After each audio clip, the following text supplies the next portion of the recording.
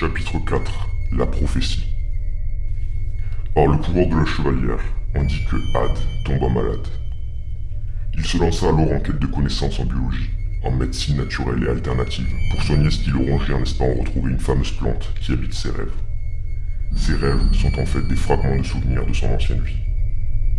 Un jour, Had fit la promesse que cette souffrance ne serait pas vaine, et qu'il ferait tout pour qu'elle soit profitable à toute personne qu'il croiserait, et qu'il guérirait autant de fois que possible toute personne en proie à la souffrance physique.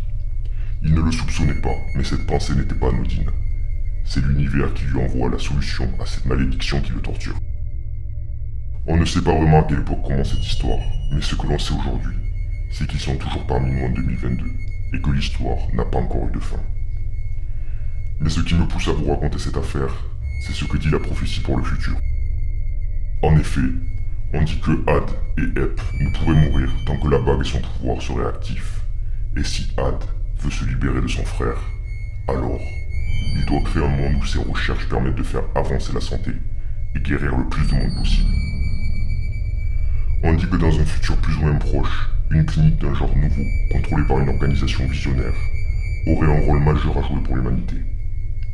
Ce centre futuriste sera le siège de découverte et d'innovation qui doit, à un certain moment de l'histoire du monde, découvrir un élément capital qui est décisif pour la survie de notre espèce. La prophétie dit que Had sera le créateur de cette organisation, et que c'est de sa main que ce futur naîtra. Mais qu'avant d'en arriver là, il doit commencer dans l'anonymat, où les gens se moqueront de ses ambitions, et riront de la crédulité de ses projets.